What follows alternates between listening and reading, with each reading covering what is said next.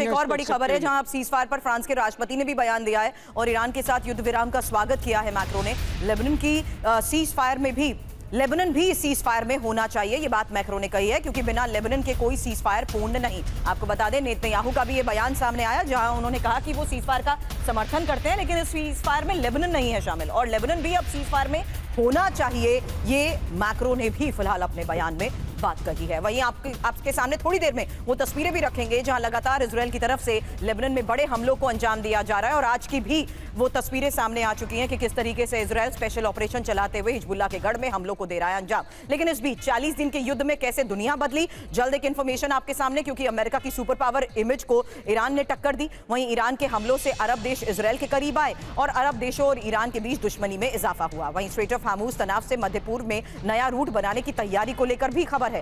अरब और यूरोप के बीच इजरायल बन सकता है एनर्जी हब और ट्रंप और यूरोप के नेताओं के बीच भी दूरी बढ़ सकती है। जबकि रूस यूक्रेन युद्ध में अमेरिका ले सकता है यूरोप से बदला और चीन का ताइवान पर और रूस का यूरोप पर दबाव बढ़ेगा। ध्यान भटकाने के लिए ट्रंप खोल सकते हैं क्यूबा और ग्रीनलैंड का मोर्चा, जबकि जंग के बाद अमेरिका के पास हथियारों की भारी कमी। अब सीज फायर पर ही अमेरिकी सांसद के सवाल, ये एक और बड़ी खबर आपको बता दें जहां ईरान युद्ध ट्रंप का मूर्खतापूर्ण फैसला, पहले संकट पैदा करते हैं फिर हल करते हैं। अमेरिकी सांसद यास्मीन अंसारी के सवाल।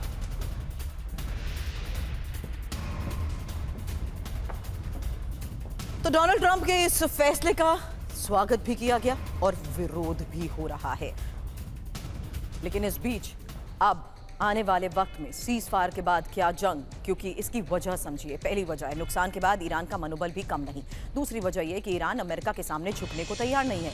तीसरी वजह यह कि ईरान के एनरिच यूरेनियम को नुकसान नहीं। जबकि चौथी वजह यह कि ट्रंप के अजीबोगरीब बयान और बर्ताव, लेकिन नेतन्याहू का ईरान को जड़ से मिटाने की मंशा। अब सबसे बड़ा सवाल, मेस्टन सर वापस आपके पास आ रही हूँ, और वो सवाल है ईरान की एनरिच यूरेनियम को लेकर, क्योंकि इसको लेकर बातचीत अगर होती भी है तो अमेरिका का रुख क्या है और ईरान का रुख क्या है। ईरान सारी बातचीत अपनी शर्तों पर कर रहा है सर, जहां वो इसे जारी तक रखने की बात दोहरा चुका है। देखिए, ये कुछ ट्वीट्स में चल रही है बात की 10 पॉइंट्स ईरान ने एक्सेप्ट किए हैं, लेकिन वो 10 पॉइंट्स अगर एक्सेप्ट किए हैं वो भी अभी पता नहीं, ईरान की तरफ से तो कोई इसमें स्टेटमेंट आया नहीं है। लेकिन उसमें जो पहले 4 पॉइंट्स हैं वो तो सारा न्यूक्लियर के ओर है। कि न्यूक्लियर एनरिचमेंट जितना भी उन्होंने अभी तक किया है वो 450 केजीज वो हैंड ओवर किया जाएगा। न्यूक्लियर पे आज वो कोई कुछ नहीं करना चाहिए, इसके बाद करेंगे, बिल्कुल न्यूक्लियर फ्री कंट्री हो जाएगा। और ये जितना भी वो न्यूक्लियर के बारे में बात कर रहे हैं, आईएई एजेंसी को सारा उनके हर न्यूक्लियर फैसिलिटीज में पूरा दाखिला मिलेगा। और फिर नेक्स्ट है, वो बोलते हैं कि उनकी जो मिसाइल्स हैं उसकी रेंज में और स्टॉकिंग में कम होगा।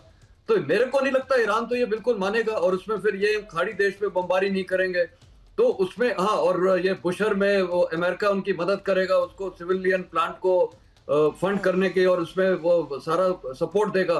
तो ये जितने 10 पॉइंट जो बताए जा रहे हैं कि ईरान ने एक्सेप्ट किए हैं, मेरे को तो वो लगता है कि वो भी ईरान एक तरफ से, पता नहीं, ये मेरे को तो पाकिस्तान जो ये आसिम मुनीर है, इनके भी स्टेटमेंट्स पे बड़ा डाउट होता है, प्रेसिडेंट ट्रंप के में भी। सर आप की बात करें तो जल्द आपको वो ट्वीट भी दिखा देती हूँ।